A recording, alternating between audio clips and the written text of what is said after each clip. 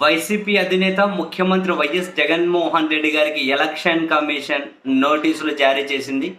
నోటీసులు అందుకున్న 48 గంటల్లోగా సరైన వివరణ ఇవ్వకపోతే తదుపరి చర్యల నిమిత్తం కేంద్ర ఎన్నికల సంఘానికి మేము నివేదించాల్సి వస్తుంది అని చెప్పి ఆ నోటీసులు అయితే పేర్కొన్నారు. ఎందుకు నోటీసులు ఇచ్చారు అనే కారణం తెలుసుకునే కంటే ముందు నవ్వకండి, ఇది సీరియస్ మ్యాటర్. ఎందుకు నోటీసులు ఇచ్చారంటే, జగన్మోహన్ రెడ్డి గారు మేమంతా సిద్ధమనే బహిరంగ సభ వేదికల మీద చంద్రబాబు నాయుడు గారిని 2014లో మేనిఫెస్టో ఇచ్చి దాన్ని అమలు చేయకుండా ప్రజలను వెన్నుపోటు పొడిచిన మోసగాడు అని అన్నారట.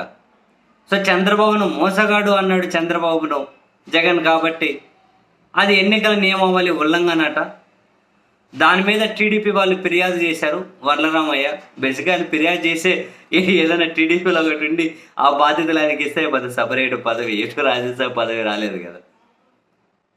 2014లో మేనిఫెస్టో ఇచ్చి మోసం చేసిన మోసగాడు అన్నాడట. ఎన్నికల ప్రవర్తన నియమావళి ఉల్లంఘనట. నోటీసులు ఇచ్చారట. అవ్వాతాతలకు పింఛన్ రానికుండా ఆపేసి చంద్రబాబు వాళ్ళ చావులకు కారణమయ్యాడు అని జగన్ విమర్శించాడట. అది ఎన్నికల ప్రవర్తన నియమావళి ఉల్లంఘనట. నోటీసులు ఇచ్చారట. జగన్ పింఛన్ రానికుండా చేశాడని, జగన్ రాక్షసుడని రకరకాలుగా అవేమంటారు IVRS కాల్సే వచ్చాయి. కానీ జగన్ అట్లా అన్నాడట. ఎన్నికల ప్రవర్తన నియమాలు ఉల్లంఘనట. అరుంధతి సినిమాలో పశుపతి సమాధి నుంచి లేచి వచ్చినట్లు ఈ పసుపు పతి మళ్ళీ జనాలను మోసం చేయడం కోసం వస్తున్నాడట. జాగ్రత్తగా ఉండండి అని పసుపు పతి అన్నాడట. ఆ పశుపతితో కంపేర్ చేశారట. ఎన్నికల ప్రవర్తన నియమావళిని ఉల్లంఘించడం అట. నవ్వకండి, సీరియస్ మ్యాటర్. ఎందుకంటే మీరు ఏమన్నా నవ్వారనుకో, అదేంది జగన్ని సైకో అంటారు, హంతకుడు అంటారు, శాడిస్ట్ అంటారు. నిన్న మాట్లాడుకున్నాం. ఏకంగా అవినాష్ రెడ్డిని అయితే హంతకుడు అని చెప్పి వీళ్ళు నిర్ధారించేస్తున్నారు. రకరకాలు అంటూ ఉన్నారు కదా, దారుణంగా. మరి దాంతో పోలిస్తే 14లో మేనిఫెస్టో ఇచ్చి మోసం చేశారు కాబట్టి అటువంటి మోసకాన్ని నమ్మకండి అని అంటే భూత ఏమనాలి ఇప్పుడు దాన్ని? 14లో చంద్రబాబు మేనిఫెస్టో ఇచ్చారు, జనాలకు ఆ మేనిఫెస్టో అమలు చేయలేదు. దాన్ని జగన్ ఎలా రిప్రజెంట్ చేయాలి అంటే ఏమని ప్రసంగం చేయాలి? ఏమో. వాలంటీర్లకు పింఛన్ అందించకోకుండా అచ్చెన్నాయుడు గారు వెళ్ళి కంప్లైంట్ చేశారు, నిమ్మగడ్డ రమేష్ కుమార్, టీడీపీ వాళ్ళు అందరూ కంప్లైంట్ చేశారు, నిజమే కదా.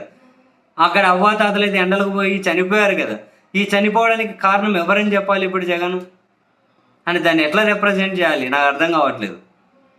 బేసిక్గా మనకు కాసింత పట్టు ఉంటుంది ఏదైనా ప్రజెంట్ చేయడంలో, మరి నాకు కూడా అర్థం కావట్లేదు. మరి అంటే దాన్ని ఏ విధంగా చెప్పాల్సి ఉంటుంది ఆయన? 2014 నుంచి 19 వరకు చంద్రబాబు మోసం చేశారా అని చెప్పి జగన్ను వాళ్ళ పార్టీ మోసం చేశారని చెప్పి ప్రజలు 23 సీట్లకే పరిమితం చేశారు కాబట్టి అప్పుడు చంద్రబాబుకి లాంటి చంద్రబాబును ఒక సీసాలో బంధించేశారు. ఇప్పుడు మళ్ళీ బయటకు తీకండి అంటారు. అందులో ఏం బూతులు ఉన్నాయి? అయినా కూడా నోటీసులు అయితే ఇచ్చారు. వాటి మీద వివరణ ఇవ్వాలట. వివరణ ఇస్తారులే అండి. లేదంటే సెంట్రల్ ఎలక్షన్ కమిషన్కి నివేదిస్తారంట. అబ్బా, ఇది విషయం.